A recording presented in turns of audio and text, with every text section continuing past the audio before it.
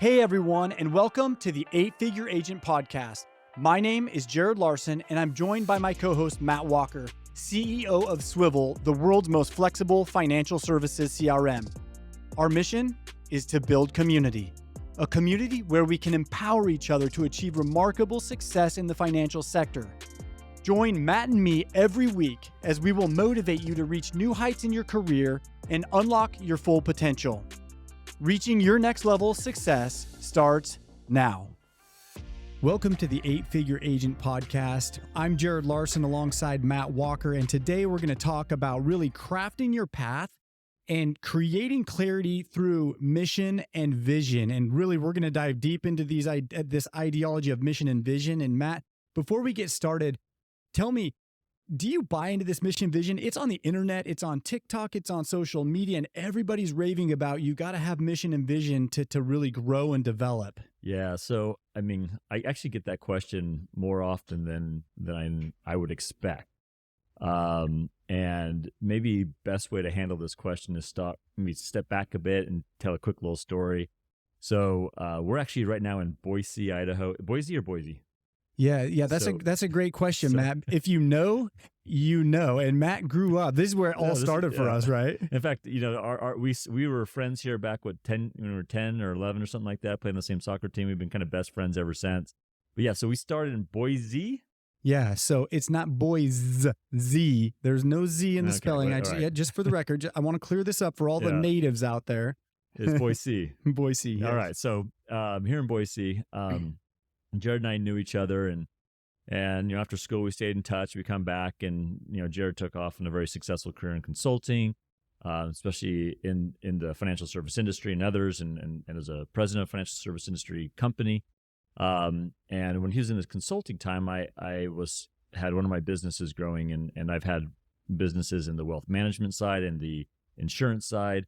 And particularly I was starting one in Medicare supplement, and we were selling Medicare products over the phone. And I was telling Jared about it, and I was telling him about the sales group that I had. And I was like, look, I just feel like my company's kind of disjointed. I've got these groups selling Medicare supplement. I've got these other groups selling annuities, and this other group doing wealth management.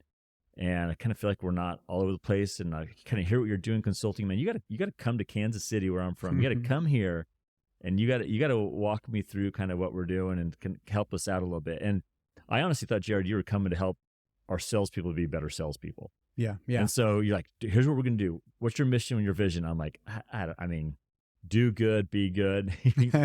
And you're like, no. Like, what is it? And I was like, oh my gosh, I know where this is going. I'm going to be in some, kumbaya, like talk about my feeling story to make the business better. I had another guy I worked with, Brandon Hardy. And I kind of told him, hey, look, I think I got this guy coming out. He's one of my best friends.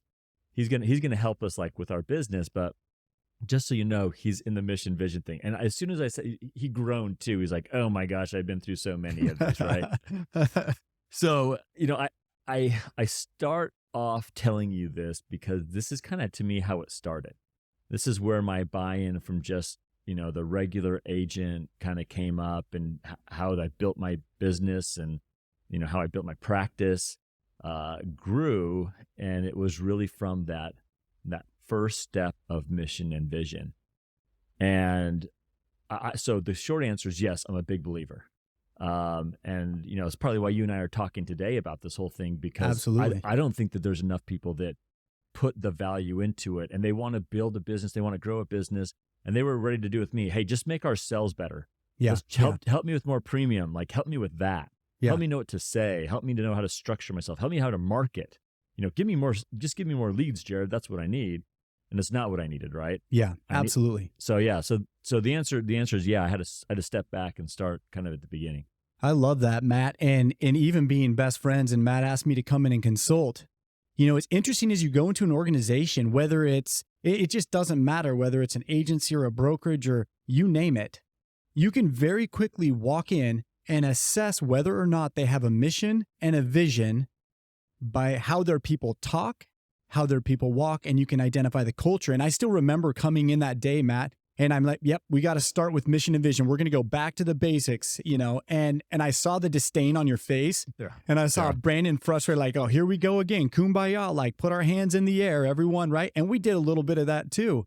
But the reality is what I've understood is people have more clarity on what they don't want than what they do want. And so when I go into organizations, it's, well, I don't want to be that, or I don't want to do that, right? I do know that I don't. And I'm like, what do you want? Like, what do you want, Matt? And as Matt and my conversation developed, it turned into what I want is culture. What I want is I want a resilient sales force. What I want is to truly be able to impact people's lives. And when I heard that, I said, perfect. Then what are you focused on? Well, I'm focused on leads, man. I'm focused on leads. No, hang on a sec.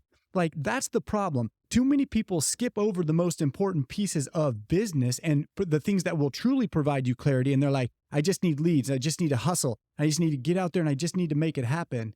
And I'm like, I'll tell you what, you can run a race, but how many marathoners just go out there and sprint from the gun? And I think that's what too many people want to do. They want to jump into business and they want to sprint right from the beginning and they expect to run 26.2 miles sprinting. Does that make sense? Yeah. And I think there's a little bit of that well, not a little bit. There's a lot of that was going on with our organizations. And as I meet with, successful agents and advisors all over the country, I mean, a lot of us are ADD. A lot of us are kind of sporadic. We're goers. We maybe even have a natural sales component to us. Wealth management people, I think a little bit differently, but there's still even that natural charisma that it's like we rely so much on that. One of the things that I've learned in the process, especially with salespeople, people that are high achievers, and especially these 8-figure agents that we talk about, right, is super goal oriented. They've got a plan. They got to work it out. They've been that way their whole lives. Sometimes they're the checklists off the box type people, and then there's others that are maybe they're not that way, but they're so motivated that they're constantly have this vision in their head of what they're pushing towards. And with goals, with vision, with mission, what I've learned is depending upon where you're at, you've got to take a couple things into consideration. Number one, if it's yourself, you can move pretty fast. Yeah. And a lot of, individual agents and advisors out there are by themselves. And they get a fast start and they can make things work. But, the adage you've heard before, if you want to go fast, go by yourself. If you want to go far, go with others. And I'm sure I love that. But you get the idea. Yeah. When you go with others, you have to slow down. Mm-hmm. And you have to get on the same page. And a mission and a vision, to me, the power of getting on the same page is so powerful. And just like setting goals is powerful, it's the idea of you're envisioning the future of what it's going to be when you're kind of setting a goal.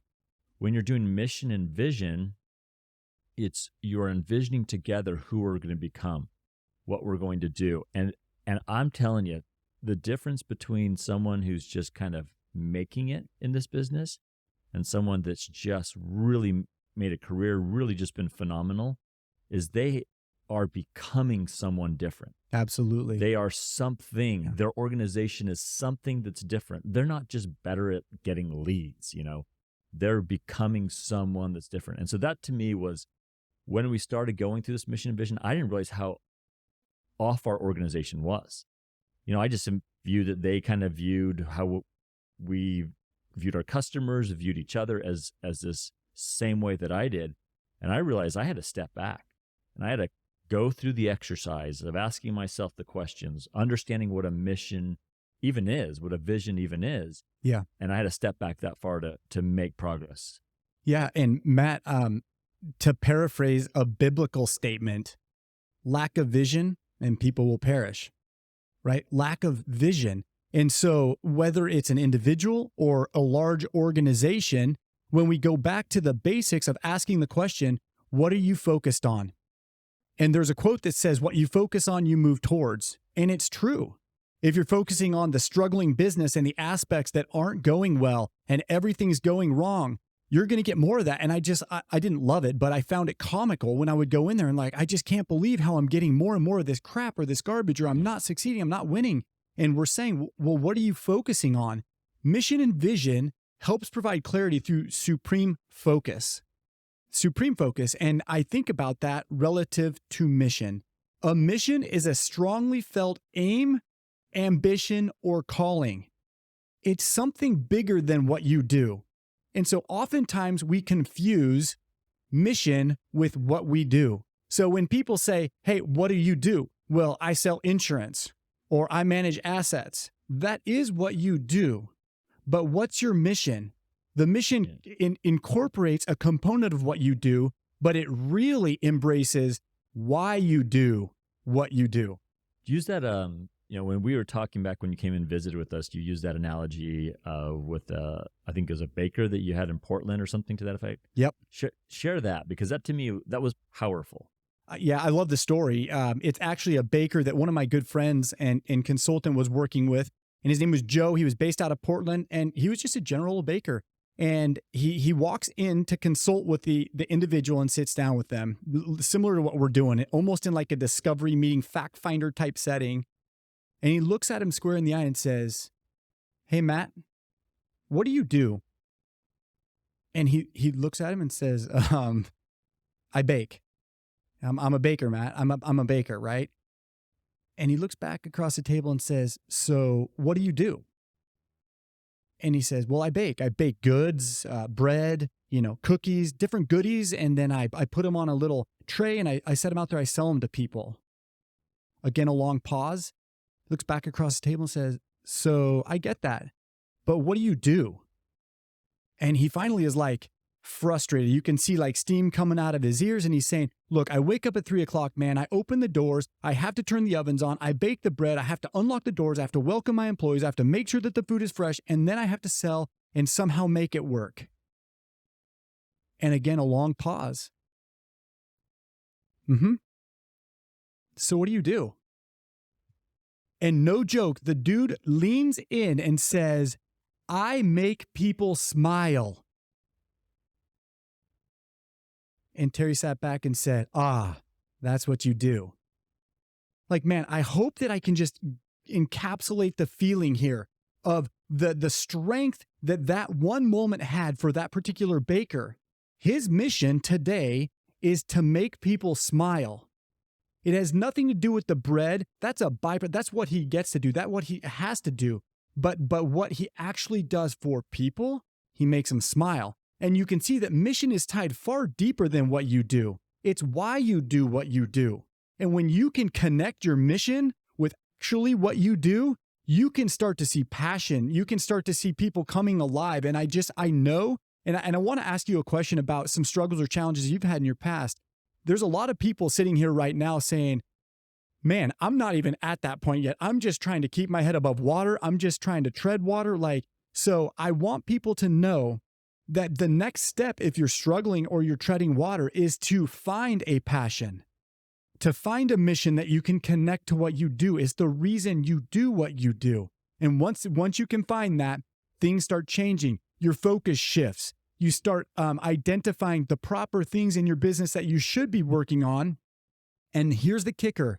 Mission predicates everything in your life. For this particular baker, his mission was to make people smile. When he opened the door, did he smile? When he was cooking bread in the morning, did he smile? When he hired people, would he hire people that would smile? When he would pay people, did he pay them something that would make them smile? He had to live into this mission holistically in his whole practice. Yeah. No, I love that. And I think the power when you were telling that story with our group is, a little light went on for all of us of like, oh, what do we really do? Like, what is it that we're actually doing here? And then we went through the exercise with you, right? And then it was, what do we do? And someone's like, we sell insurance, but they already know that's the wrong answer, right? That's like, we sell bread. And then, the next person's like, well, we help people retire. And they know that's the wrong answer. We help them keep their assets safe. And the answers started coming. And then we had to start digging deeper. And the power of the exercise of doing that together was priceless. Yeah. And so, going back to the question you asked, like, what got, how do we go, go through that question again. He said, you asked me what again? It was, what do you do? Yeah.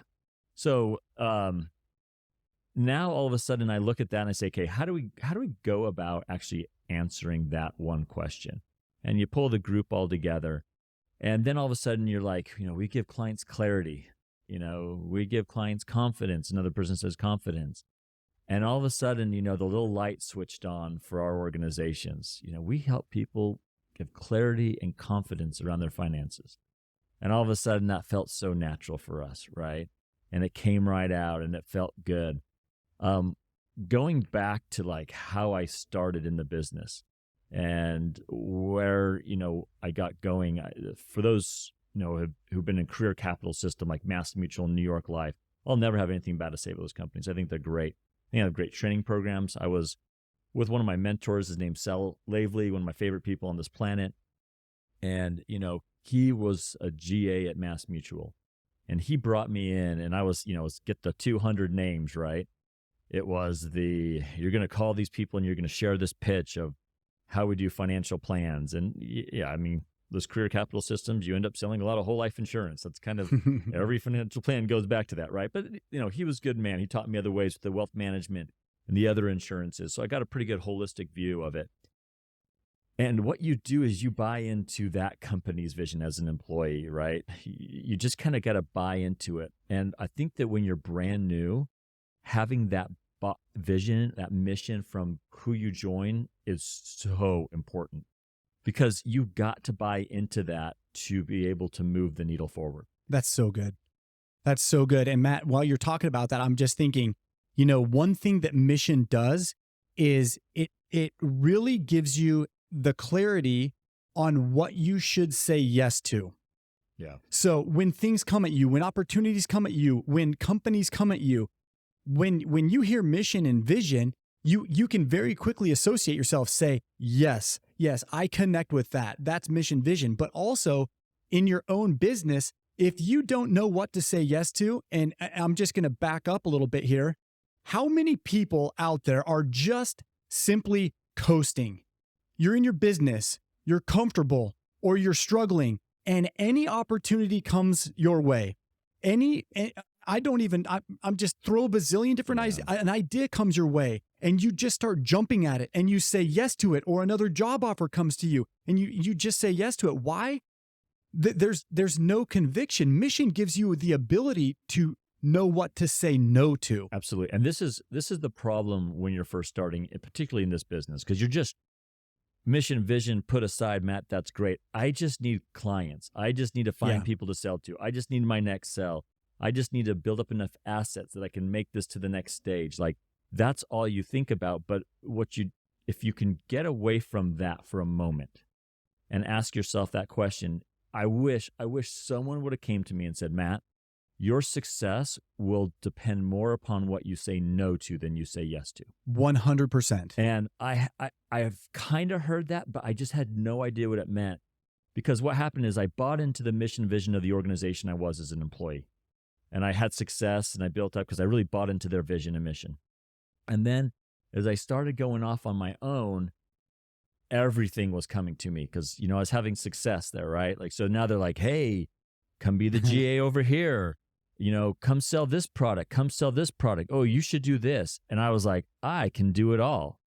I have capacity because my goal was, my mission was to grow my practice. That is not something you build a successful business off of, nor a successful practice. It's not even compelling. No, but that's like, if I sat down really and what I stressed about on Sunday night right before work, it was like, oh my gosh, I got to go to work tomorrow. I got to grow my practice. And that's all I thought about. And what it did is it set up this 5-year period of time in my life where, yes, I was having success, but it was marginal. Yeah. And it was messy. And it was all sorts of problems with it. And it took me from one place to the next. And hundreds of thousands of dollars that it cost me. And if not, $1 million+ it cost me in a 3 to 4 year period of time because I just wasn't focused and I didn't have my own mission and vision and I didn't know what to say no to. Yeah. Yeah. I also think another function, this is an inherent function of mission, is when roadblocks come in your life, in your business, in relationships, mission helps center you. Absolutely. You can always fall back to mission. So what was your last one? You wanted to just grow your business. Your mission was, I just want to grow my business. So when crap happens and when things are challenging, you get to fall back at night and say, I got to grow my business. I got to grow my business. I got to grow my business on repeat. There's nothing there directing you. No, zero direction. And you get stuck. Not only that, what then you do is you find only the direction you get is when you go to these trainings of these insurance companies, FMOs, broker houses. This is the only time innovation happens is you're getting it from others when that's your only goal. Yeah. When your goal is, I am going to add clarity and confidence to my customers, you start sitting back and going, how am I doing that right now? Like, what in my sales process, what in my annual review process is increasing clarity and confidence in my customers and their financial decisions? Yeah. How are the insurance products that I've sold them, or how are the investments that I'm currently managing, how is that helping them right now? And that's a game changer, because then you spend Sunday night and it's like your mind is alive, because it's like, oh my gosh, I can't wait to do this for X, Y, and Z. Or even better is when you get so good that you're taking those ideas and thinking about individuals directly.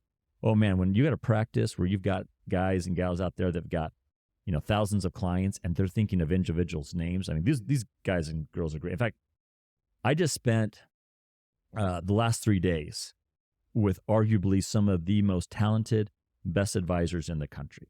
And I'm not talking, these are multi successful people that have created incredible practices and businesses.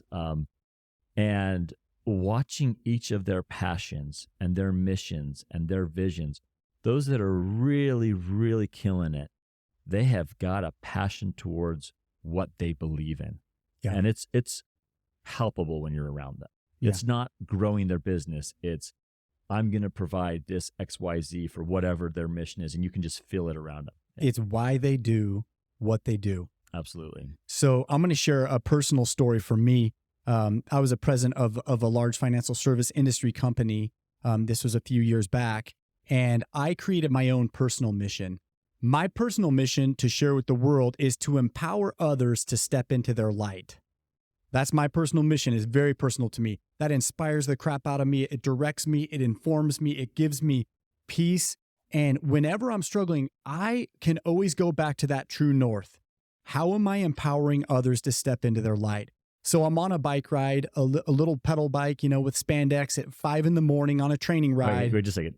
Everyone, don't let Jared fool you here. This guy's a biker, and he's been an athlete since the day he came out of the womb. But we're not talking a kind of biker. This guy is a biker. So yeah, go off with your spandex story. Yeah, I'm more into the spandex than the biking part of this story. But long story short, I'm on a training ride in the morning, and this idea pops into my mind. Now, this is straight up during COVID, right? You remember how bad it got. Everything closed down, no flying, no driving, no nothing. Like, you're in your state, Walmart shops, like everything's empty. It's just crazy. Yeah. Pure chaos. And the idea came to my mind. Because I'm in alignment with mission, it came to my mind.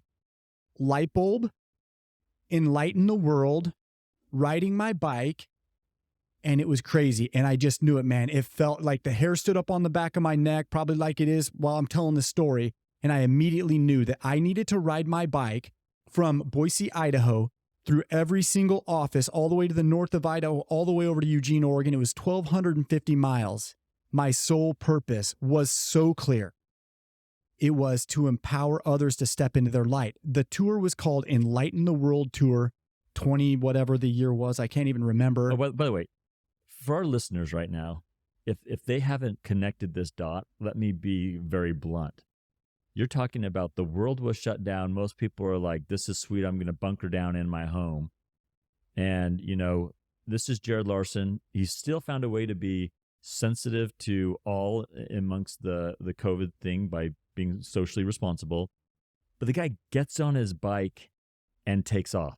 He found a way to be socially responsible and get out in the world. Yeah. And you just can't cheat in life. Like, I know that. I started from my neighborhood park. That's where I started. A lot of people came and they showed up, and I went off. And this is the power of mission. One, it was impossible for me to do it. I'm running a company. I'm running an organization. I have day-to-day business. I have to now ride 60 to 80 miles a day for the next 17, 21 days. everyone told me it's impossible, right? And the reality was, if I think that way, it's impossible. But when you're propelled by something bigger than self, when you're propelled by something that truly identifies with at the very core of who you are, it becomes simple, or maybe not simple, but you find ways through it. So I took off on that journey, and along the way, I interviewed people and individuals and said, ask one question, tell me your story. And these people would talk. And it was in that critical period of COVID where people were struggling, and I was able to just capture stories. And the reality is, while I went on that journey thinking that it would be for other people, what I really learned is that journey was more about who I was becoming. And I learned way more about myself than I ever did. So in my pursuit of empowering others to step into their light, my mission, I grew and became a whole different person. And I hope that you can relate that to business. If you have a real mission, if you have a real vision, then when you start going on the journey, your company, your team, you as an individual will transform yourself. Yes, absolutely. And, one thing that you added that I'd like to kind of, bring up as well is this idea around you didn't have just a mission and vision for your business. You have a personal one. And one of the things that Jared encouraged us to do, and I absolutely love it, is we have a personal mission for each one of our employees that come on board. And when you go around our office, you don't see Matt Walker, CEO. Yeah. You see Matt Walker with my mission. And you see Gina Fuller with her mission, Jeff Tupper with her mission. You see the various employees that we have at our office and their mission. And it's interesting when you look at that name tag and you read their personal mission, you don't view it as like assistant. You view them as a human being. So, mine, Jared helped me with this to get this, because it's hard to get your own mission. But mine is to enthusiastically build with love and purpose. And I think about that in every aspect of my life. I mean, what we're doing right now is building relationships with people. And I'm doing it because I have the enthusiasm of what success brings to people. And I love that I am doing it in my own personal practice, where I'm building relationships with the customers that I have, but I also want to bring this to agents and advisors all over the country. And and then my own personal family. So you can build relationships. I love the idea of building businesses. I'm sure as time goes on and we talk more, we'll talk about my stories of how I built businesses and what I've done, exited, sold some of them. Selling a business in the financial service industry is tough, and found ways to actually even accomplish that. And so those are things that, I think about what drives me even to this day, because, I spend still about 1 to 2 days in my personal practice. And Monday, I'm going to be in there in my meeting, and what's making me excited is how am I going to continue that building, that enthusiastically with love and purpose? What's my purpose that I'm building in that building? So it changes it. I no longer think about growing my practice. Yeah. I'm building relationships. I'm building people up. I'm developing, all those things. And then the company has its own as well. And you merge those two together, man, you've got all the motivation you need. And I'll tell you one other thing too. I always talk about the stresses that happen in our business. It's because so much of it is eat what you killed. Or if you're an employee, it's these sales goals you have to hit. Or if you're a business owner, that people aren't selling enough, that leads are too expensive, or whatever it may be in this business. When you have mission and purpose and vision and all those things, what I've also found is you don't have time to think about what's not working, because you're so energized to build what is. And that attitude of confidence, man, it's palpable. Your customers feel it. Your employees feel it. Everyone feels around you. And you want to talk about a leader? People jump on positive leaders. And that's how they do it. They've got that vision and mission that's so clear. I love it. And I have to say, Matt, like when I first came to your organization since have exited that business, I saw a culture and organization of wonderful people, but that were flailing. Yep. That were just they were trying to grab something. They were trying to grasp something. They were trying to take advantage of the vehicle that you've given them in their ability to sell what it is you were giving them to sell, but they didn't know where to start. Yep. And I just think about that. There's probably so many listeners today feeling the same way, that just feel stuck, or they feel lost or complacent, or maybe even not good enough. And I say, no way, I don't give you permission to feel that way. What I give you permission to do is stand up and act and create that personal mission, create that vision. And obviously there's a process that we're not going to share the whole process today, but find clarity in something. And once you have that clarity and that resonating piece about yourself, it transcends into everything you do. And like Matt says, people know it. If you're out there to just sell and you're just selling and selling, the people feel that you have commission breath. Yeah. And when you have commission breath, you struggle, and it's let's root yourself back into the mission. Yeah. So, one other thing I want to add, and then I want to ask you a question, because I want to give people, some meat that they can actually take, some of the things that we're saying and start applying it into their lives. Because, my goal of these conversations, my goal of getting together and doing this is that I want people to thrive and progress, and they need some actual clarity and direction on how to do that. But one of the things that I found myself is as I hired people and I didn't have that clarity in the mission and the vision, and I was building my business and quote unquote focusing on growing my practice or growing my business or whatever it may be, rather than what my personal mission and vision was, is that I thought we were growing. But what we were really doing, and especially if you're a self-practitioner, I was just producing more and more and more premium, and I was paying for everyone else that was kind of coming along. And I was just offsetting things. So it looked like our business was getting bigger. People were like, oh man, you're hiring so many people, you're growing so much. And really what it was is Matt Walker just kept producing more and more and more to keep up with this, because no one had enough to jump in and go with. They were just a cog in a wheel. And so there's 2 lessons on this, or actually 3 lessons, no matter what stage you're at. If you're first starting out and you're in an organization right now that is just kind of a cog in the wheel, and you feel like there's no passion or mission or vision of the company, it's okay. You can still succeed there. Here's how you succeed. Create your own mission and vision, latch onto that, become so motivating, so empowering that people are going to listen to you, follow you. I promise you, you'll grow in your own company. If you're a practitioner, and when I talk about practitioners, they're people that kind of do their own business, and they're the main source of, consulting, selling, and everything else, and they have staff all around them. These people that are in that position, if you're in that, you've got to be able to find a way to take your team and get them excited to come with you and grow along with you. And if you're a business owner that have other agents to provide for this, you've got to not only create one for the whole company, but you've got to help empower each one of those individuals along the way as well. So this message is critical all the way through. And so as I was creating my mission and vision, I feel this way, and maybe you disagree, but I don't think I could have come up with it by myself. I had a lot of it in me. It was in me, but I needed someone's help in pulling it out. And I know that, I don't know, do you agree with that, or do you feel like you can do it by yourself? Yeah, no, I'll tell you, it's like hiring a business coach or anything like that in life, or a mentor or somebody. I think someone's already been there, done that. I don't think we need to reinvent the wheel and trying to figure out and craft this perfect mission. But if there's someone that can help you and assist you, I always think that's you're going to go faster, right? And it's really going to take, I believe that mission and vision is inside every one of us. It just has to be grabbed. So what recognized. What are questions that you would ask? What are things that you would say to help people that don't have a coach with them right now to help pull out their mission and vision? Like, coach them right now. Like, what would you say to people right now on that? Yeah. First of all, my first question would be, what do you do? Right? Yeah. It would, as odd as that is, what do you do? I want to know what their function is.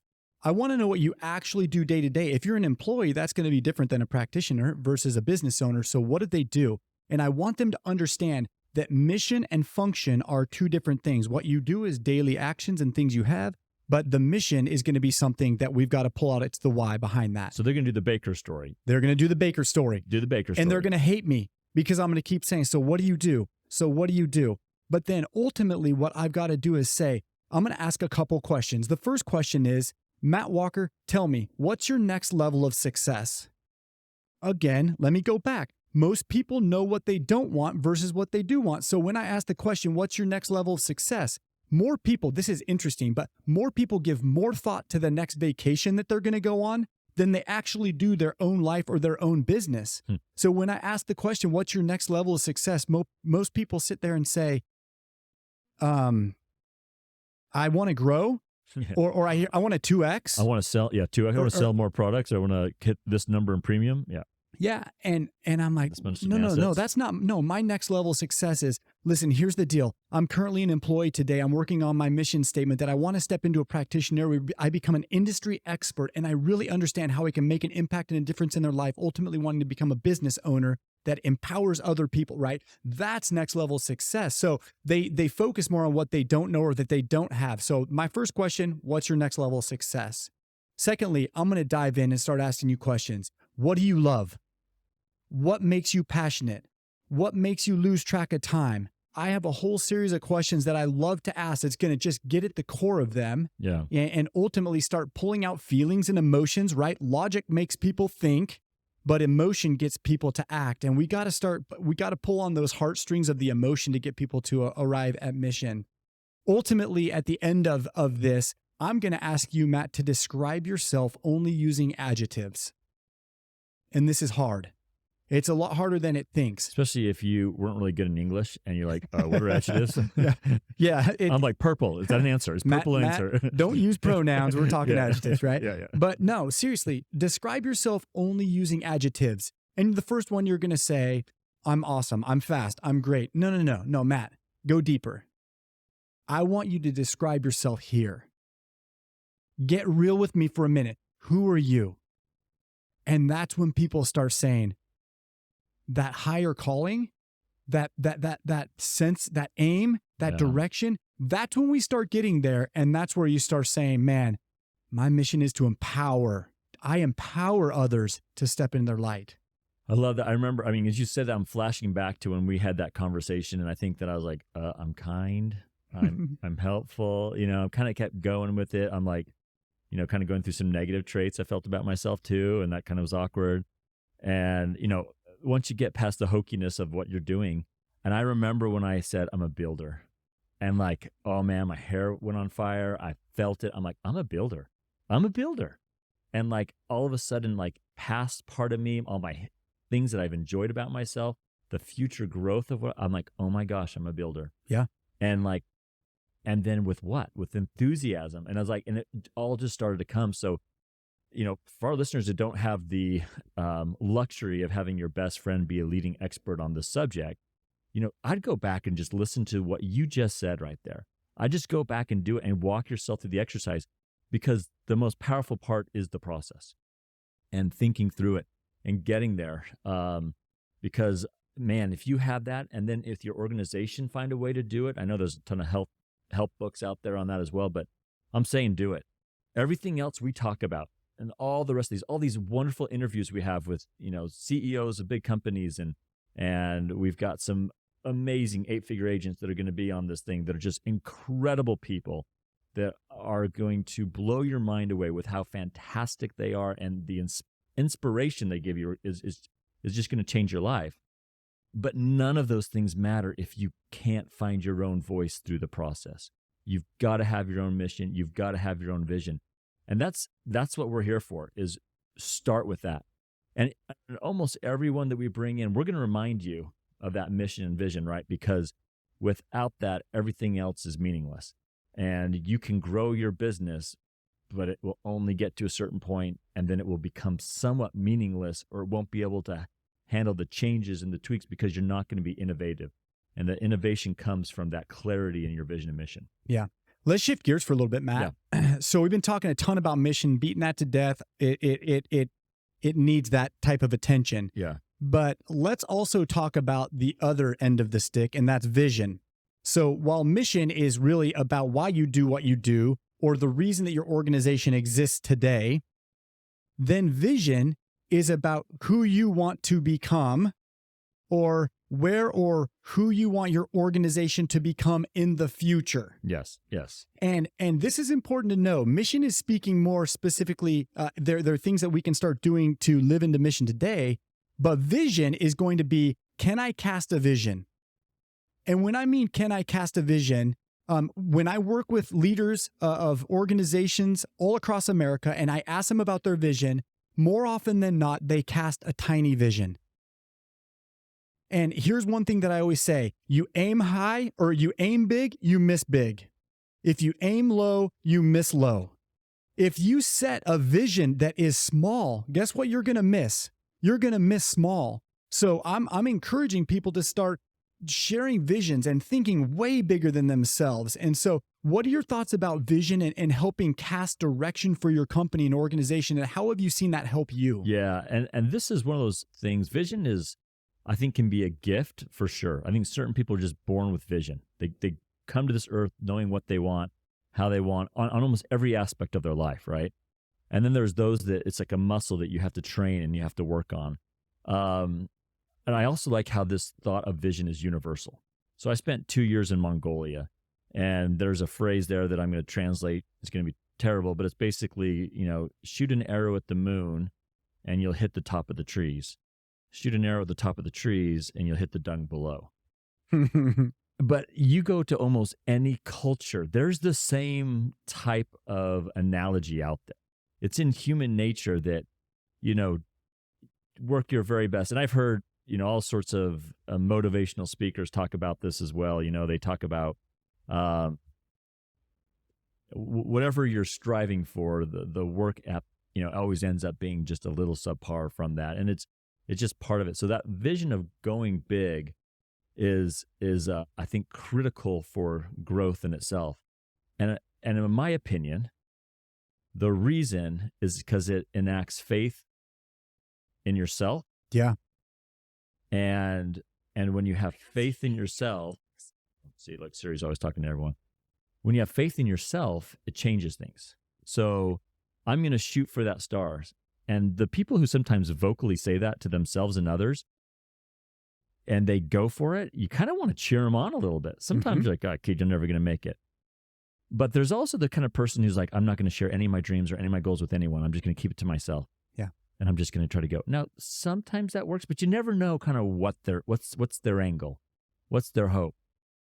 I personally am a believer, if you got a vision, you got a dream, shout it on the rooftop, share it with everyone you know. I'm going to do X, Y, Z. I'm going to do this. And don't be even remotely embarrassed that you're not hitting it. Because you know what? Look where you're going to be. Yeah. And it's the part of the passion that's going to get you there. Well, and without a vision, when you cast that gigantic vision, Matt, I think of all of my friends and colleagues that I work with, I think you are one of the best at casting vision. And not just a little bit vision, but a big vision. Because once you cast the big vision, it allows space. No. It allows space for others to join you on your journey. So if you're trying to grow, or you're trying to grow a team, or you're trying to grow an organization without any vision, what are you saying yes to? Like, why would I follow that vision? Number one, that's a huge vision. I don't believe in that, but I don't even connect to your vision. If I don't connect to your vision, I'm certainly not going to join your journey. Oh, and I got a great story on that. Love it. One of my all-time favorite people in this world is the owner of the Revolution. This individual is charismatic, he's kind, he's fun, he's got a personality, and he's got a ton of vision. And he knew he needed a president, someone who could really run the organization, a talented individual. And there's a particular individual out there who's now the president of this company. And he was trying to talk him into coming and working with him. And he went out there, and he's, at the time, the very first year in their FMO, they did $50 million of annuity premium, of which 35, this individual, Mark Lindsay, did by himself, right? Well, eventually he got to a little bit higher number, and he was trying to recruit people and grow, and he went to this individual and said, hey, look, we're going to do $1 billion of production. And he's like, yeah, tell me how many agents you have. 23. And he's like, it kind of caught him off guard, because he's like, okay, this guy's the real deal. He's a big, a decent producer. And I don't know the exact number is 23, but it was a small amount. And he's like, I've got this vision of a small producer doing big amount. Guys, they now have about 200 active agents, and they do about 2.5 to almost this year, potentially $3 billion of annuity premium. And this is within a 10-year period of time. Not even that. I think it's a little less than that. I mean, this is unreal. But his vision was so big. And the story came out this weekend when I was talking to the president, and he said, like, why did you join? He said, if Mark had to come back and said, we're going to do 500 million, I would have said no. I was so impressed about this individual who was so confident that he was going to do $1 billion of premium that I was like, okay, I'm intrigued. How in the world are you going to do that? And he says, man, his enthusiasm, his energy, and his plan, I was like, okay, I think you got something here. $3 billion or $2.5 billion later, wherever they're at right now. That's a story right there of a man who had vision and pulled people along the way. Yeah, that's incredible. And one of the things that vision does, I mean, we don't say just cast a compelling vision, cast a big vision. When we extrapolate the vision out, it's going to give you, it's going to give stakeholders, it's going to give agents, advisors, it's going to give everybody the ability to start aligning goals, actions. And so it really starts directing you. It starts directing decision making. So now as the president of a large organization saying $1 billion, then if that's really our vision at every boardroom table or discussion, at every executive meeting that he had, their actions, their activities, their movement and momentum had to point towards what? That goal, that vision. And I want to add one other thing to it, just so people don't feel like the number was the issue. When he showed the numbers on the slides and he was talking about it, what he was saying after every number that he showed is, guys, this is how much money we kept safe. Because his vision and his passion and his mission is around the safety of money, the safety of people's retirements, the surety that came with it. And yeah, so he's really big on the fixed index annuities. I know there's wealth management guys, insurance guys, they all have different, but you're passionate about your field. That passion and vision has got to be in whatever it is that your line of practice is. Yeah. And I'm telling you, I've seen a lot. I've been through a lot. I've talked to giant organizations, successful people all the way through it, and I'm excited to share those people with you guys as we go on the future of this. But I'm telling you, he may be one of the best when it comes to the passion and the vision, and it all comes from that vision that he has. Yeah. So Matt, early in my career, I took some road bumps, got some scabs, and I was struggling. I was stuck, and I remember the feeling, and I just want to try and capture it right now. I remember feeling totally dejected. I felt like a complete failure. I felt like there was no place for me to go. And then I read a book and I heard someone, and it gave me hope.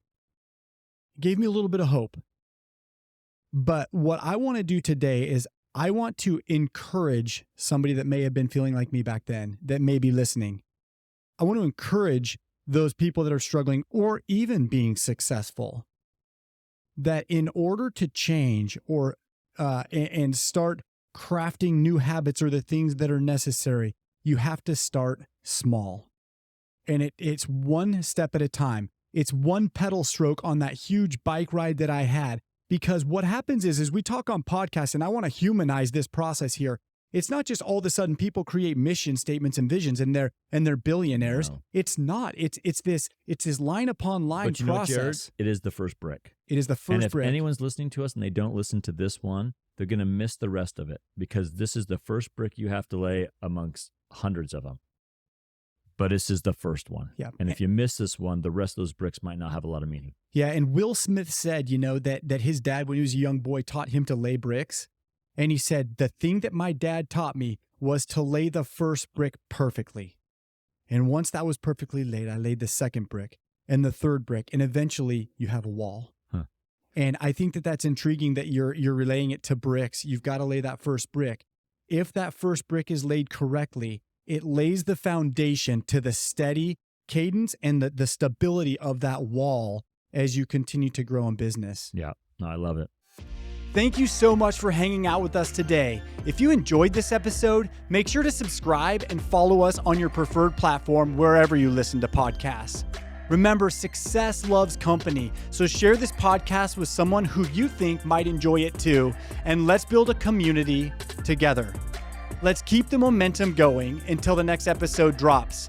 And hey, if you got any questions or topic ideas that you would like us to focus on, send us a message on social media. Again, thanks so much for joining us. Until next time.